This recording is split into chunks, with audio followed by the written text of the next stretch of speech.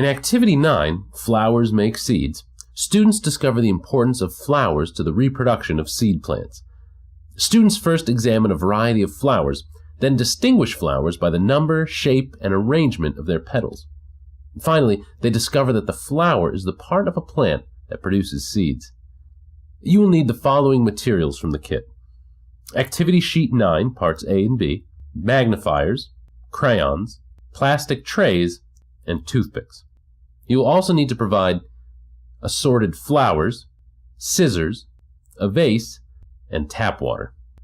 To prepare for the activity, make a copy of Activity Sheet 9, Parts A and B for each student. To get into the spirit of this activity, wear floral print clothing and accessories to class. Buy or collect enough flowers so that each student will have one. Many florists will give you flowers unsuitable for sale. Try to get a variety of types, for example, rose, daisy, chrysanthemum, lily, iris, and tulip.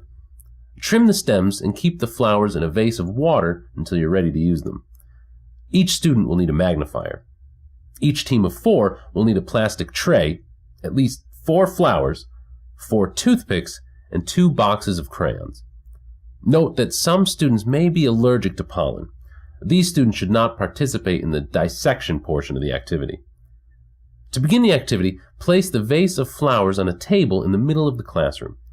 Ask students if they know what flowers are for. They may not realize that flowers have an important function beyond looking beautiful. Distribute a magnifier to each student and divide the class into teams of 4. Give each team a plastic tray with 4 different types of flowers on it, and encourage students to compare the colors, size, shape, and smell of the flowers on their tray. Hold up a flower and have a student volunteer point out the stem, leaves, flower head, and petals. Explain that petals are the colored leaf-like parts of a flower. Instruct students to count the petals on their flower. Then ask, which flower has the most petals? Which has the fewest? Students' answers will vary. Next, distribute a copy of Activity Sheet 9, Part A to each student and review it as a class.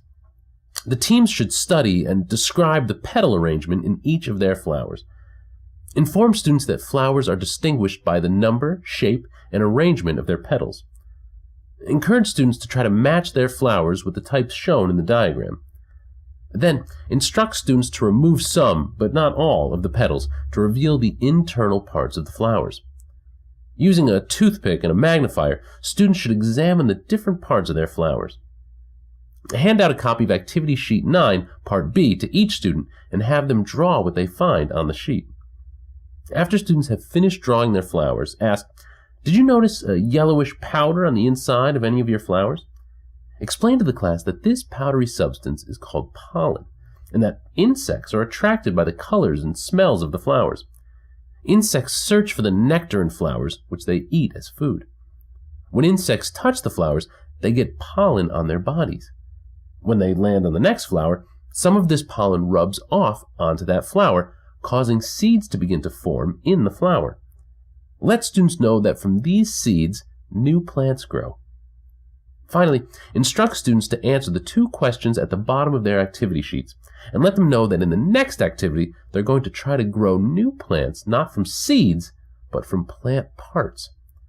To conclude the activity, discard the toothpicks, rinse and dry the trays, and return them along with the magnifiers and crayons to the kit. Have students wipe down their workstations with a damp cloth and wash their hands.